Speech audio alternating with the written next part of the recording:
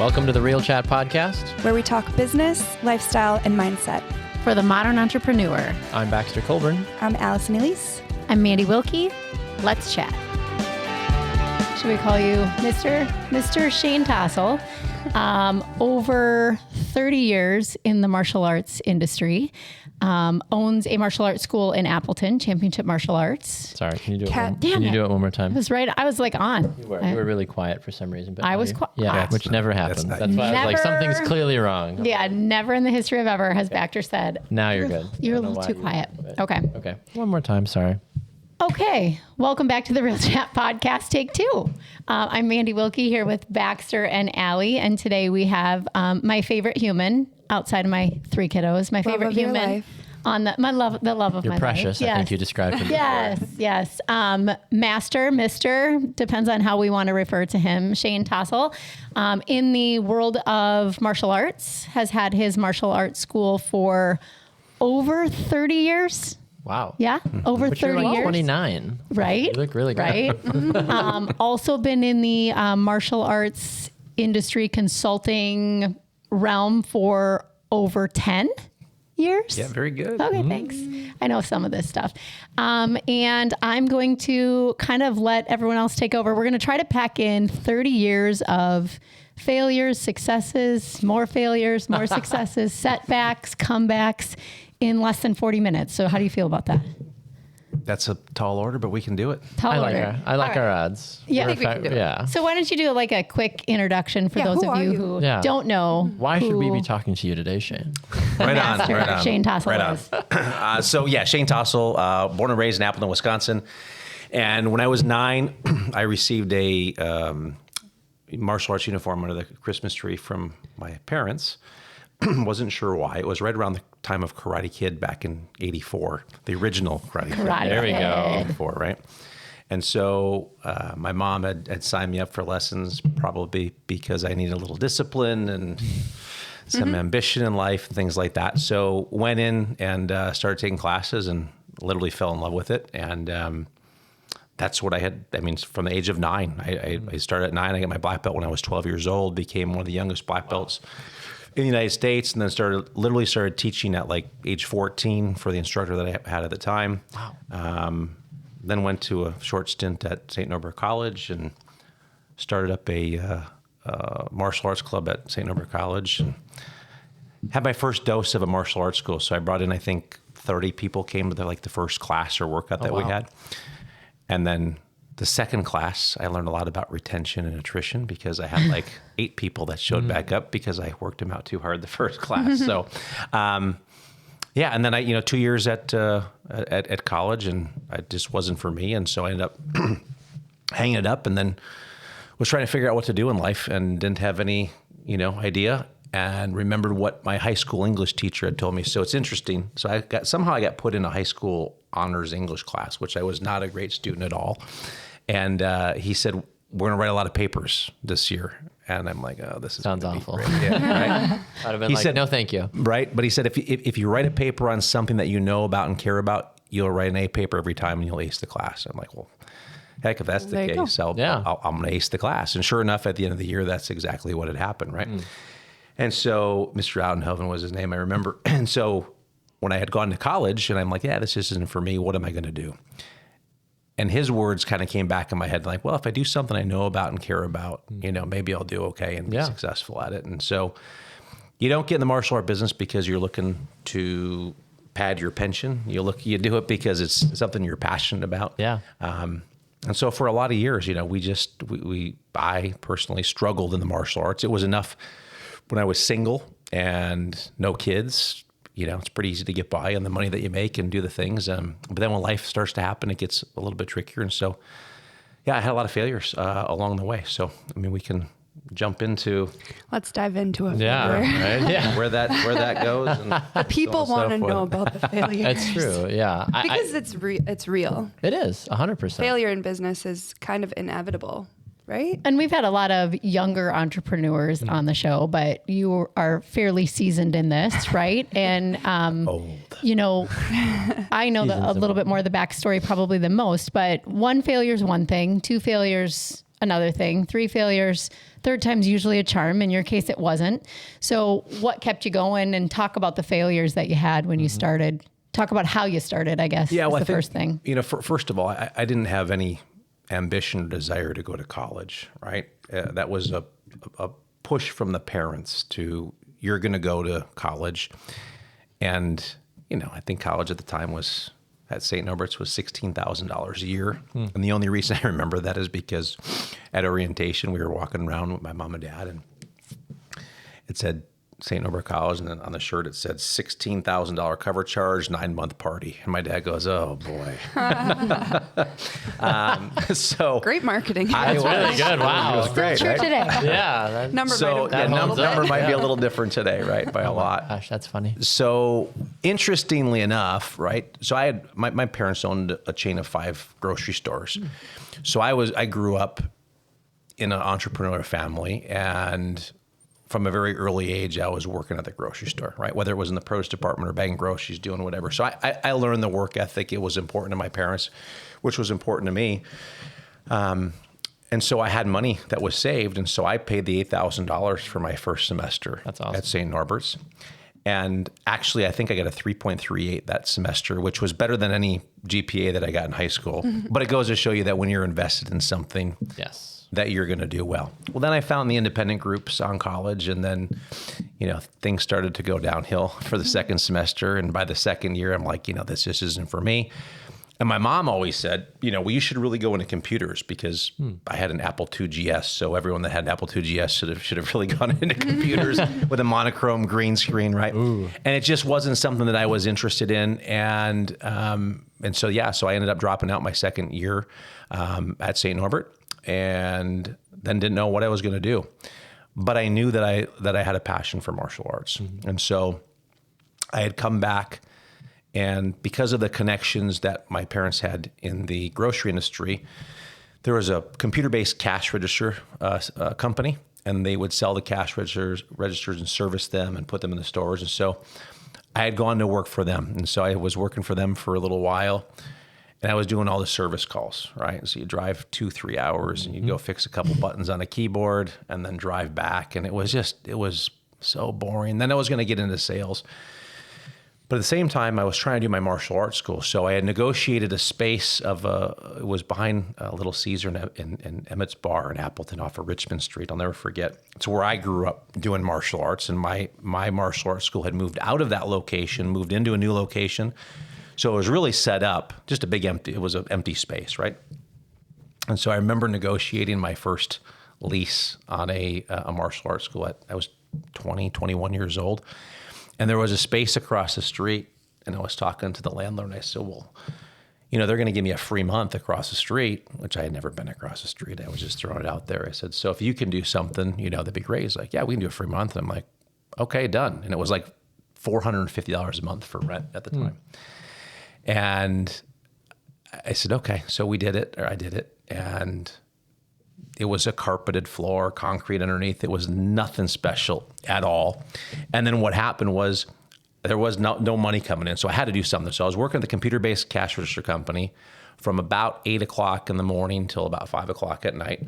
Then I would go teach classes at 5:30. So there wasn't many students at the time. It was brand new. So I teach from 5:30 to 7:30-ish. And then after that, I would go bartend at Good Company across the street. And so I was burning the candle, right? Absolutely, Doing yeah. like 3 different things. And then in the computer-based cash register company, they moved me from support. They wanted me to start selling, right? So I'm like, okay. So I was driving on Highway 10, and now because I was just working nonstop, I was exhausted. It was So you still have those real jobs behind your That's right. Correct. Yes. current Yeah. aspirations? I remember that. Absolutely. It was 1 o'clock in the afternoon. I was driving on Highway 10. I was going to Stevens Point area, and I remember the sun was shining in the car. It was a red Blazer. Sun was shining in the car, and I was getting tired. I'm like, oh man. And I remember closing my eyes, and all I remember after that is I got thrown to the passenger side of the car because I wasn't wearing my seatbelt. Went and don't remember, but the Blazer flipped end over end. And this goes back a lot of years. You remember the monochrome screens, not the flat screens we have today, but the big heavy computer. Yep. So that's what I had in the back to go show. Those are flying around.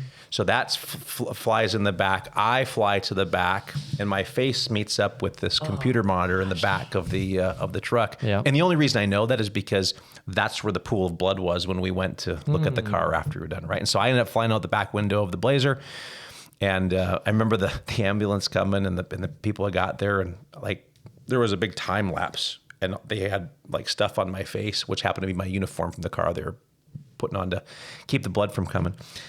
And they said, "Is there anybody that you want us to call?"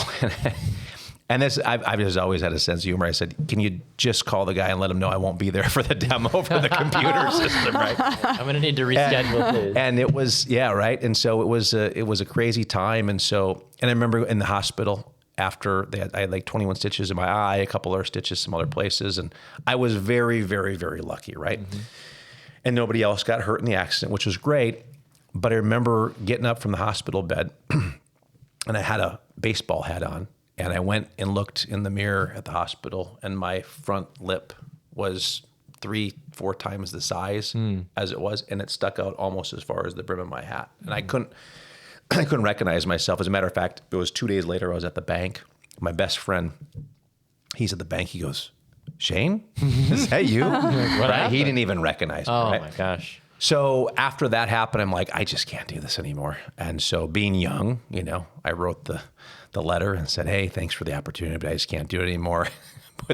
Put the computer that flew around the back of the truck back in the business. Sorry that the screen is broken. Yeah. Like, all right, I'm done, right? And so then I was waitering and I was bartending at Good Company and trying to make the martial arts thing go. And so that's where the first school had happened, and just over the course of 8 or 9 months, I think I had like 12 students, and those students were friends of mine. They were family members. They were acquaintances, people trying to support me. And I'm going, okay, I'm paying every month to own a business, right? Yeah. I'm not making any money on this. And so what did happen in college is I met a girl, and she was from Chicago. Wasn't me. And it was not her. And she was from Chicago, right?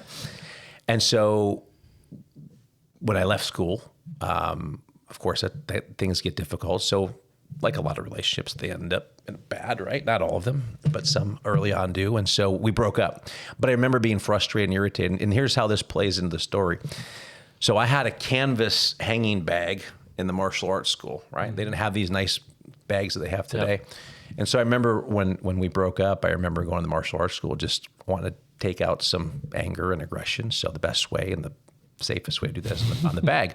Well, I didn't wrap my hands or anything, so I'm hitting this bag, and my hands are bleeding, my knuckles are bleeding. A few days later, I'm bartending, and the guy says, "Well, what'd you get in a fight?" So I went to serve him his drink. He said, "What'd you get in a fight?" I said, "No." I said, "I own a martial arts school. I was just doing some bag work or whatever." Well, I noticed he was wearing a Club Fit shirt. Well, Club Fit was a new health club that had come to town. Got it. I had never been to it. And all I knew is it's been 8 months.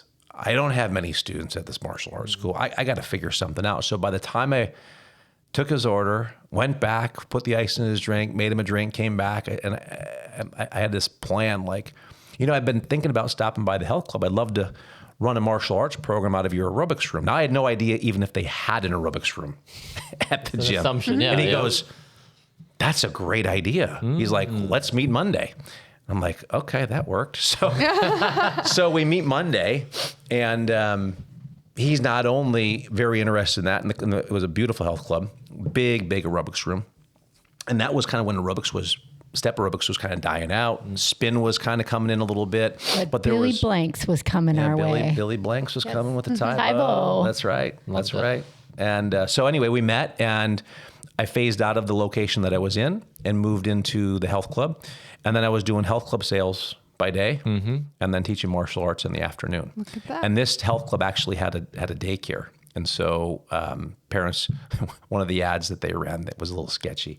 They ran the ad, drop 30 pounds in your first visit, right? So that was referring to bring your kid and drop them off at the daycare. So it brought a lot of people in, but they were a little disappointed when they realized they couldn't. That's like good that marketing. I like that. I'm like, yeah. Like, I got a couple I can drop off. I should dive into that. Right on. I like that idea. But it was great because I was able to use that opportunity then when parents drop their kids off, I could go in the daycare in my martial art uniform. And these 6, 7, 8, 9-year-old kids, it was perfect. I'm like, hey, you want to try martial arts? And so I think I was charging $39 a month for martial arts at that time inside the health club. And so that's really where I got the start. And then things started to grow because we had more exposure. And an interesting lesson in marketing as well. I remember I got an A-frame sign to put in the hallway at the health club, put chalk on it. I said 6 weeks for $69.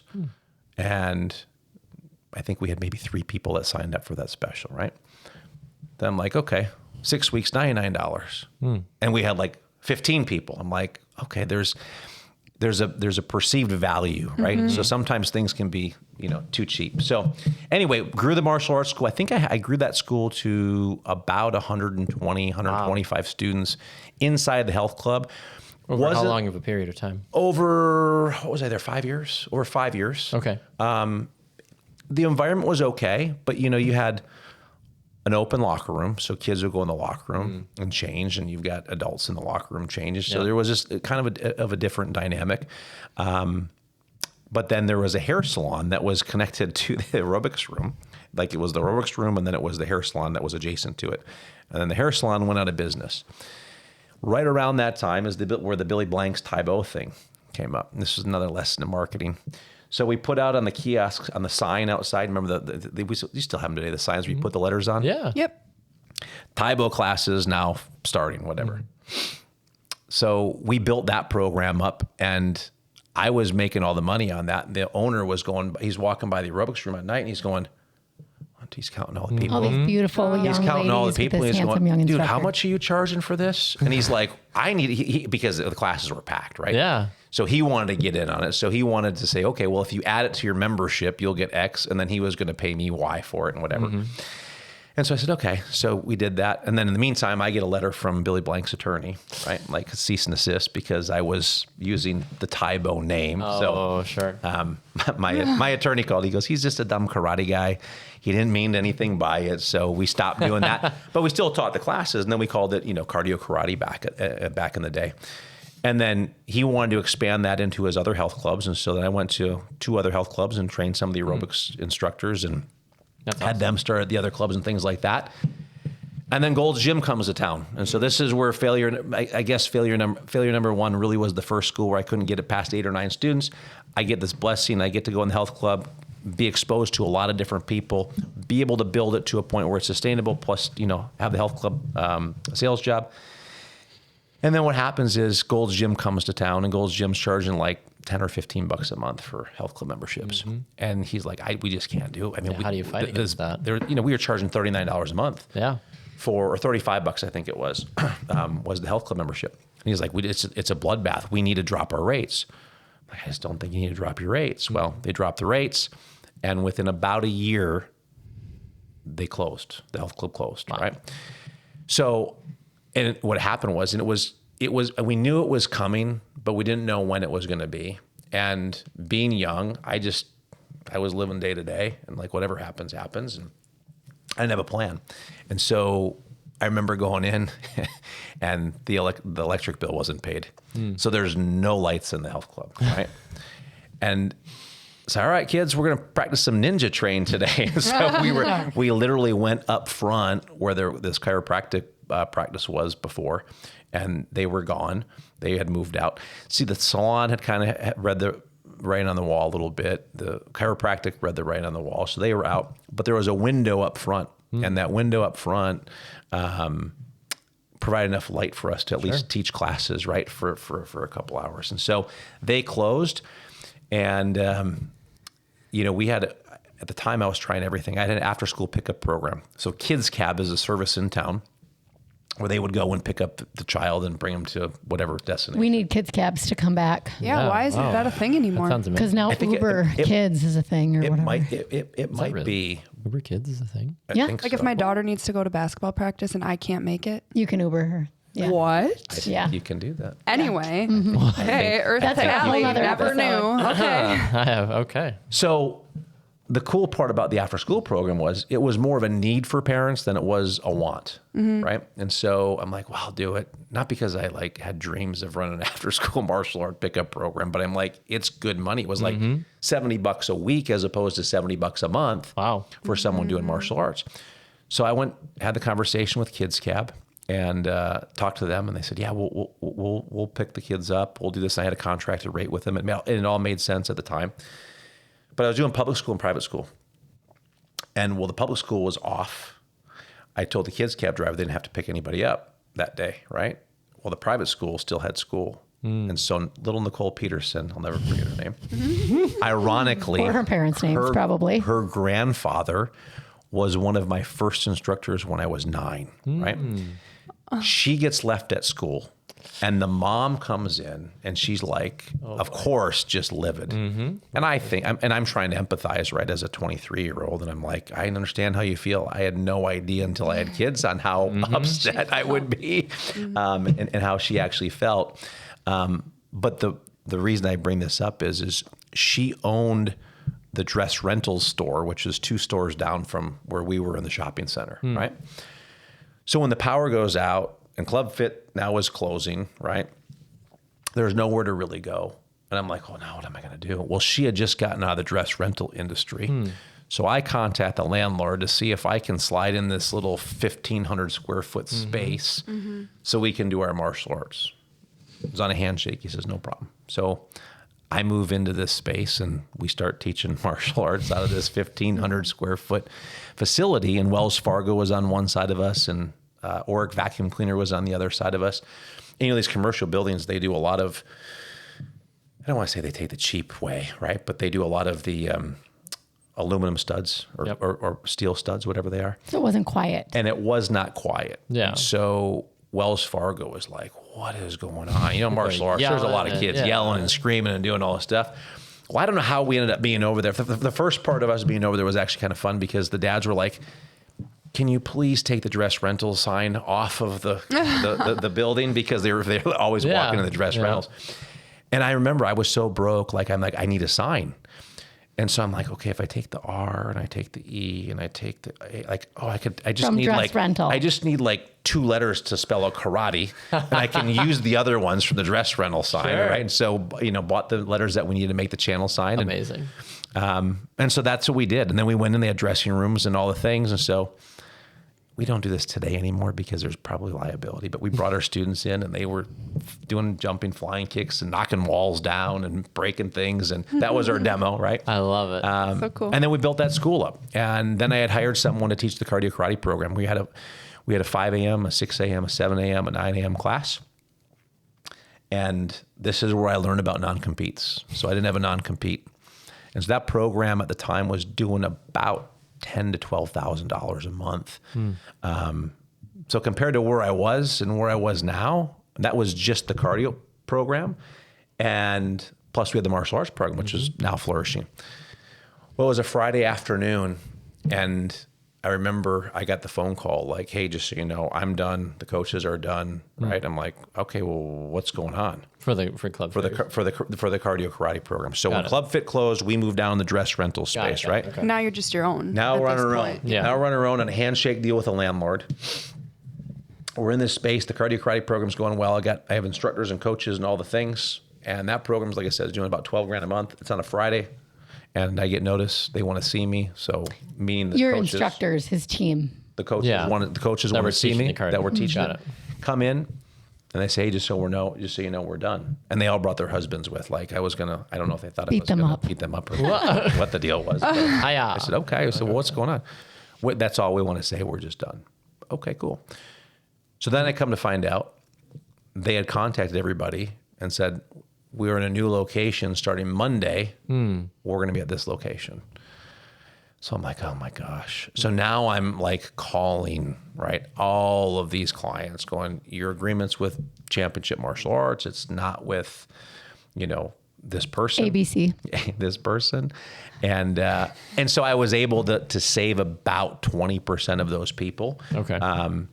And so it was tough. And then I was getting up at 4:30 in the morning. I mean, I remember nights that I would like literally sleep in my workout clothes. So when I got up at 4:30 in the morning, I could just go and be in my They say workout that clothes. makes you more motivated. Right? If you sleep in your workout clothes, Well, it that's didn't how work that for works. me Yeah. because about 4 months into it, I say, you know what? I just can't do it anymore, right? Yeah. Teaching a 5 a.m., a 6 a.m., 7 a.m., a 9 a.m. class, and then being fresh for all my evening classes from 4 o'clock until 9 o'clock.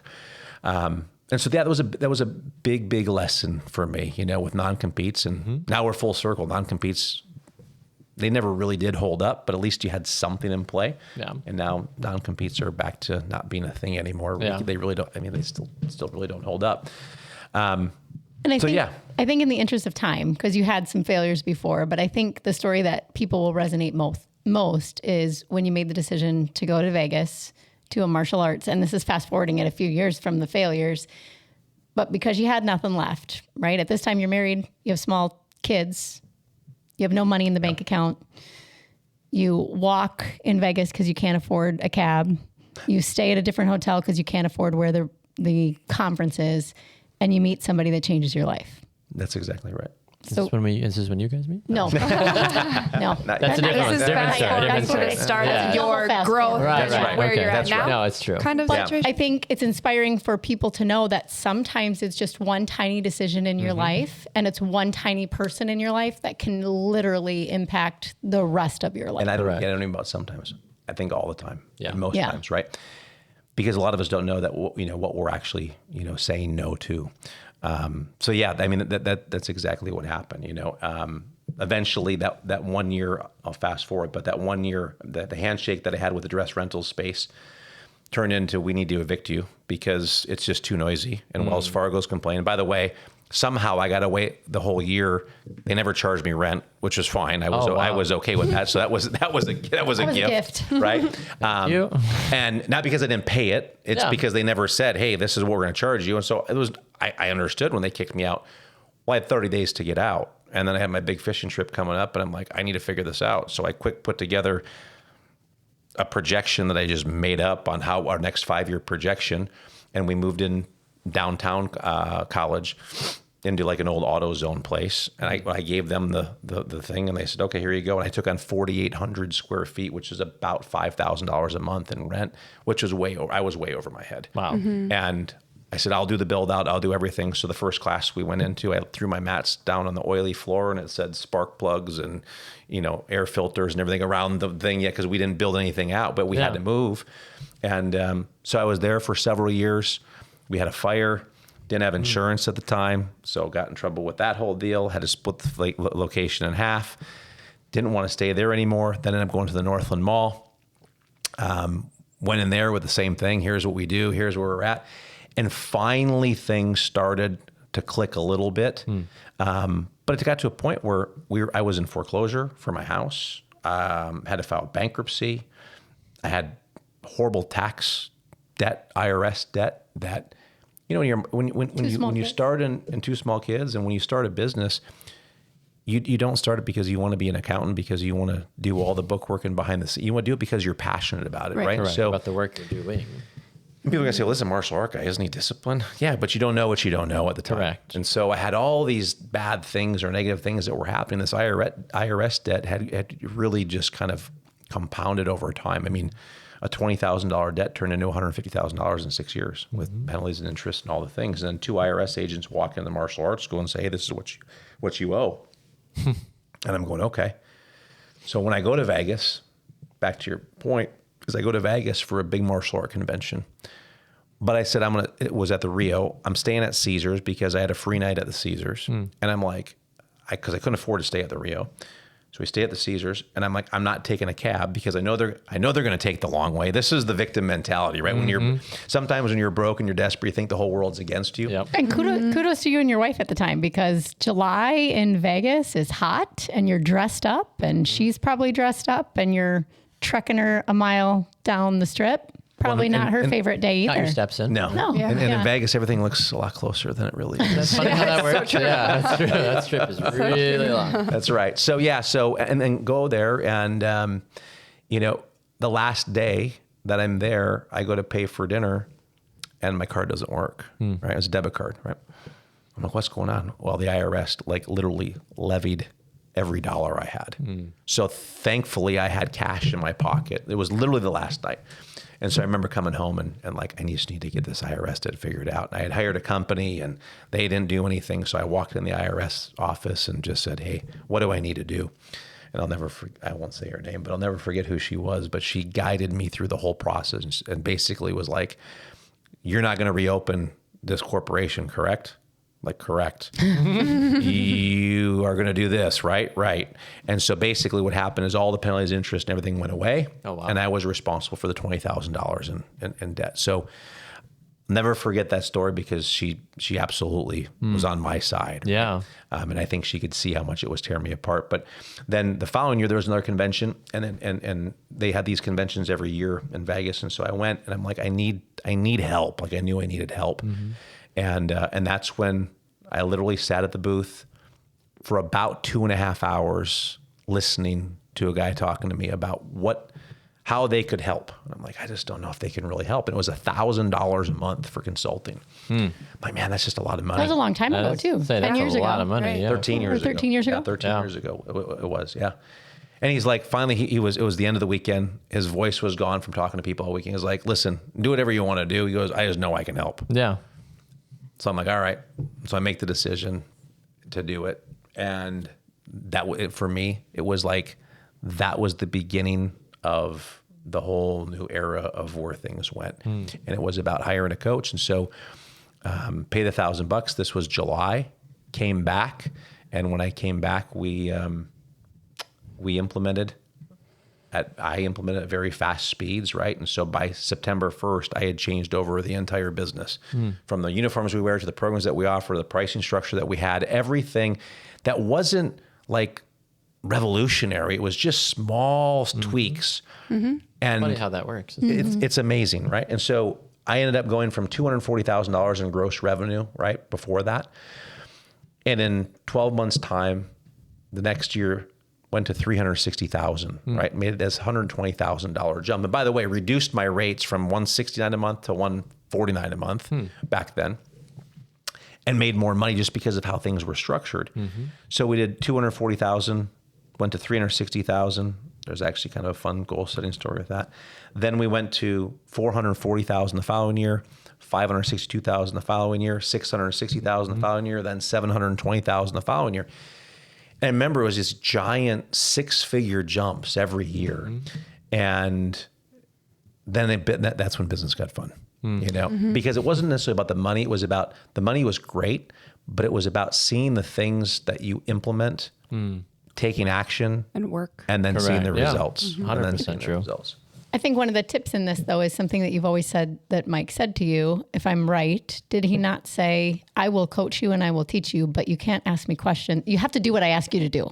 Like, That's don't right. challenge me. And I think as entrepreneurs, that's something that we have a hard time doing. If we're going to hire a coach Correct. and then we're going to actually do everything they say and not say, well, I want to do it my way. And Correct. I see this now with you coaching and mentoring a lot of people in the industry, and probably much like we do too. Like, you should do it this way. How many people actually do it the exact way that you tell them to? Because you know more than they do, because you've been through it. Right. Right. So I think that was an interesting statement that he made, is like, I will coach you through this and you will pay me to do it, but you can't challenge me on it. You just got to do what I'm telling you to do. And kind of full circle, you now mentor with that gentleman that mentored you. Yeah. So 2 years into me being consulted and them seeing the results, they came to me and said, hey, we'd like you to be a consultant. And I said, okay, well, what does that entail? Is there a manual? They're like, no, there's not.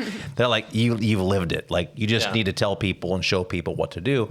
And it's not about what you necessarily can or can't do, right? Like, hey, if we're doing this, you got to do everything I tell you to do. It's, listen, here's the deal. At the end of the day, we got to make sure that if you want to maximize your success, you have to execute and do these things. If you don't want to maximize your set, you can do whatever you want if you don't want to maximize it. But if you want to maximize, this is what you need to do. And that's what we've always done. I think that shows the power of hiring for help when you're kind of in like, I mean, I feel like for myself, even with life coaching or with business, everyone hits like a plateau at some point. Yeah. And it's either like, okay, I shut my doors because I failed. Now I'm just like moving on. But then the power of hiring somebody to do that work, kind of put that in your pocket and say, run with it. Or it kind of shows that success that for you, obviously, clearly you weren't willing to fail. You failed, but you're not willing to fail. Like You didn't quit. You Correct, didn't quit. right. You're not willing to quit. Right. Exactly. You learned and you moved forward and you figured out the best. It shows the power of hiring out. We've talked about that a bunch on here. Yeah. And I can never remember officially if it was you or if it was you, Mandy or Allie. One of the two of you a year ago told me that to figure out what's the least important or the least fun thing in your role, in your job that you, I'm like, I'm 99% positive it's you that told me that. And because of that, I started hiring editors to do all of my video editing, and my business has scaled tremendously because I am no longer doing the editing and I have more time to do all of the stuff that generates the income, make the connections, go to the shoots, do everything That else you enjoy doing. I enjoy doing, and I can empower those that are really, really good at that to do what they do at a high level, right? And it's been exponentially different in my business because of that. So same way, and you've talked about that too, from editing or struggling sometimes to trust that person to do that person, you know, that thing. And clearly that worked for you too. Correct. Because you invested in that vision. He kind of showed you the way. He gave you the information, put it in your pocket, and he's like, I mean, you either do it or you don't. I know what you need to succeed. It's interesting, right? Because there's two types. So now when I deal with clients and bring clients on and consult them, there's two types of clients, right? There's the client who is broke and broken, and then there's a client who has a level of success. And it's like, for me, I had to hit rock bottom in order for me to make the decision to say enough. And that's not where people should have to go to, right? If there's any takeaways, like, don't wait to get to that position. Like, I was trying to be the guy that cut the payroll check and used QuickBooks. I was trying to be the accountant. I was trying to do this. I was trying to do all the things. And some people think, well, I can't afford to do that yet, so I'm going to do those things. Well, It's probably costing you more money. it costs you a lot more money to do that, for sure. I've learned that lesson over and over. And, you know, the people that are already, quote unquote, successful in their own right. You know, I remember having a guy who was doing $50,000 a month in a school with 500 students. And most people say, wow, that's pretty successful.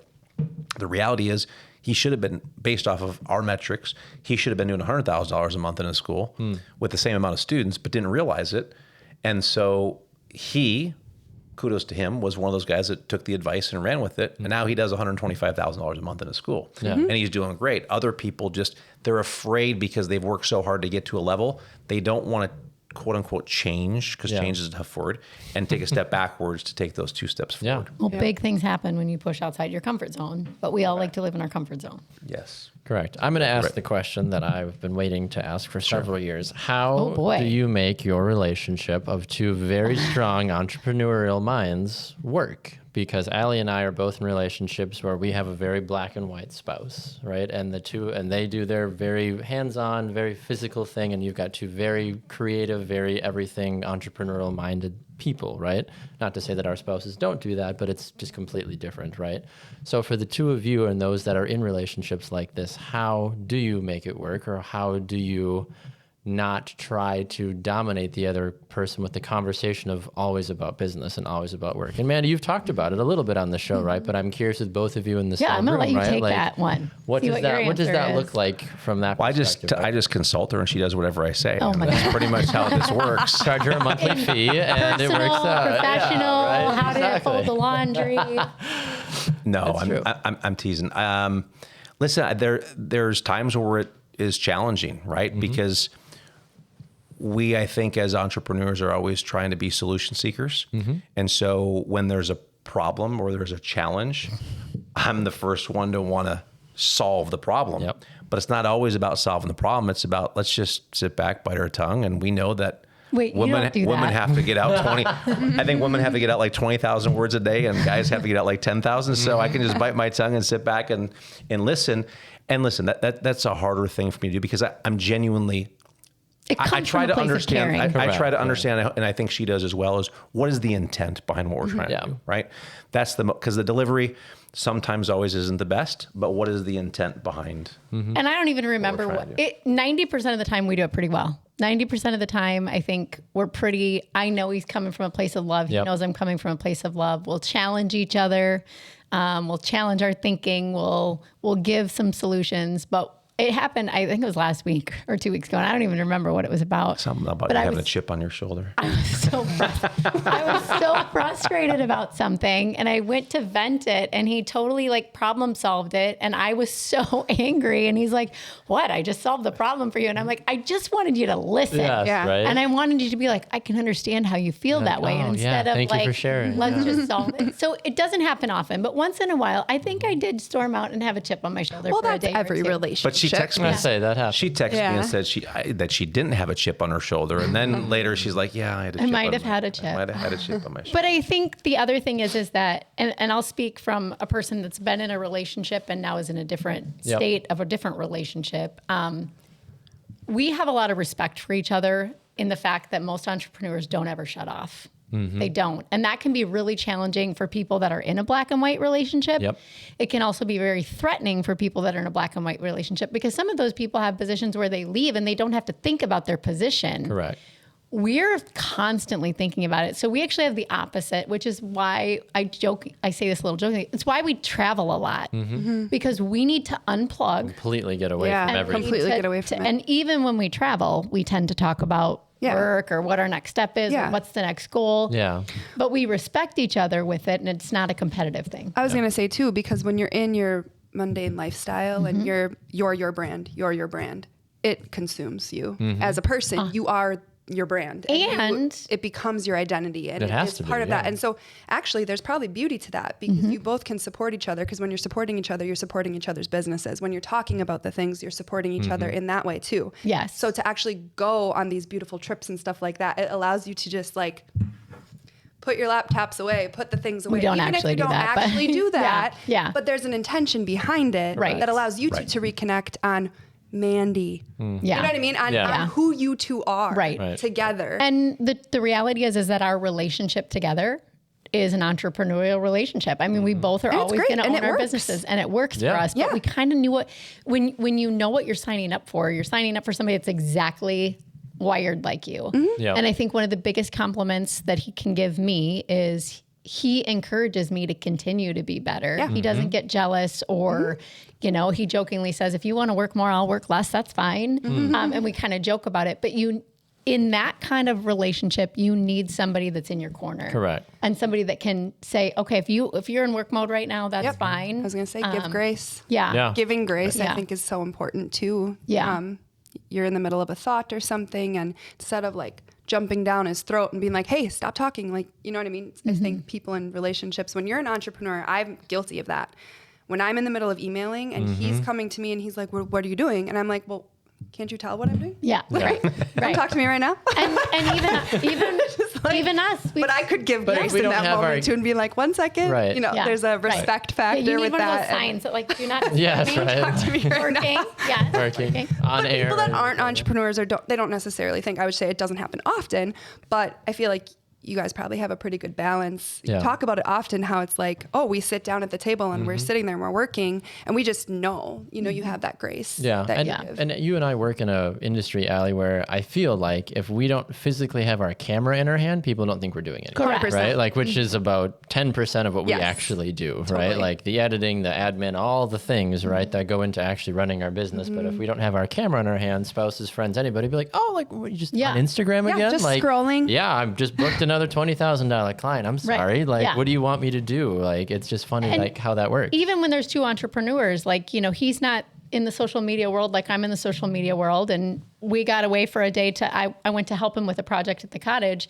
And we got to the cottage. He's like, you didn't say 2 words to me the whole way here. And what appeared to be scrolling Facebook, but it was back to school time, and I was collecting everyone's back to school photos. Yes, so I yeah. was clicking them, saving them, clicking them, saving them. Like, I worked the whole way here, right? But you still have to have that communication. Yeah, I was going to say that's a big piece is the communication, right? Can there be a level of education to your spouses and not from a condescending way of saying, Oh, we're hey, not like, married. No. But I'm Oh. saying like, like from you guys, but also from us, from like anybody in that sense, right? In the sense of like, hey, like when I am doing X, Y, and Z, 99% of the time, that means I'm working, right? Like, so you set those healthy boundaries and those healthy like expectations of like, I'm not just on my phone. I'm not just scrolling at 9 o'clock at Facebook night, or- right? It's because I just had a model cancel on me and I am desperately trying to find someone else, right? Right. Like, or trying to set those business hours, which we know is a lie. That doesn't happen, I don't think right? either But, of us will ever do that. like, I don't Yeah. know. Yeah, that's always the For hard us, part, it's right? yeah. I think it's more of a given. Like, hey, if they're doing their thing, it's Yeah. probably Just important. let it be, and yeah. you know, when she's ready or when I'm ready, Mm-hmm. and I want to come hang on the couch with her, I'll come hang on the couch, or vice versa, because there's something important that's going on Absolutely. that Yeah. needs to be done. And I think, you know, it is hard for all of us to shut off, right? Even when you go on vacation, you look at things, you're Yeah. like, man, we could use that thing that they're doing in our Yeah. business. If we just, hey, what if we did this? And then you start having these Yeah. questions, Yeah. right? Because you're always looking for the next thing. Correct. But I think it's the process. We enjoy the process. I think we have fun doing it. And then when you get the results that go along with it, it's great. When you don't get the results is where things can get a little tough, right? Correct, Because then yeah. you're trying to always problem solve and do all the things. And that's where sometimes I think it gets a little muddy. And listen, it can be a blessing too, because I rarely say, oh, the advice you gave me didn't work. Right. So I think that for me is a blessing, being in a household where the two of us are bouncing ideas off each other. And typically the idea he has is going to work for me. Yeah. It's, and it's a great thing. I'm super appreciative. And sometimes I have to put my tail between my legs a little bit and say, thank you. And I probably don't do that enough, but my hope is that we both do that for each Yeah. other. And I would say that, and the last thing I would say is this, is that I know that she, whether she admits it or not, she likes to be challenged. Yeah. I can see And that about You me. say that. She- You admit Absolutely, that. yeah. She likes to be challenged. Not by him. and she knows for me, like, that's not my thing. Like, I really don't want to be challenged on something. You want to be the I challenger. just want to be Let's make you think supported. about it. Yeah. I want to be supported in what I'm doing. Right. Yeah. So again, it goes back to the communication thing, but I think we kind of both understand our roles. It's kind that of way. like a business love language. He knows Yeah. if somebody tells me I can't do something, it'll be Watch how out. quick can she do it, right? And so he'll Find use that chaotic too. harmony. We do. That's Yeah. a very nice way to Controlled put our chaos. relationship. I just feel Chaotic like harmony. chaotic harmony is like, it's entrepreneur and entrepreneur. Like, Yeah. it's just like, Yeah. 100%. it works. You It found works. it. It works for you guys. And that's great. And hey, by the way, I don't know if it would have worked for us had we both been in points where we were both starting out. Like, right? That's an interesting point. timing yeah. is don't everything. Timing is Yeah. Really, I I don't think- know that if we would have both come into, brand new. A relationship. I have this idea. I would have challenged you to see. oh if you my could make God, it here work. we go. Perfect. No, that's a great way to wrap it up. So Shane, thank you for being here. I know that there's a lot more we could certainly talk about and would love to dive deeper in with you at some point, but I really appreciate it. If you want to plug the business fast before you go to, just let know people how they can find out about it. Sure, and appreciate it. And learn thanks more for about it. Yeah, thanks for having me. Yeah, it's Championship Martial Arts. We're in Appleton, so we're behind Chase Bank in Culver's in the Walmart parking lot. And we teach kids of all ages from 4 to 6, 7 to 12, teens, adults. Really use martial arts more as a vehicle to teach life skills, promote confidence, discipline, respect, those types of things. Love it. And that's what we do. So My Fantastic. son would love that. Yeah. Sweet. He'd be great. He'd be hilarious. He'd probably show up in a Hulk costume. So he looks super cute, right? You get the little, if he has the longer hair, little like man bun there that he likes to rock too. I love it. Super cool. Awesome. Well, thank you, Shane. Thanks for Appreciate being it. on. Thank you. Appreciate you. thank you. Thanks. Yeah, and thank Appreciate you, you. all of you, for listening too. We really appreciate it. As a reminder, Apple Podcasts, Spotify, wherever you get your podcasts, we look forward to having you on the next episode of the Real Chat Podcast. Bye.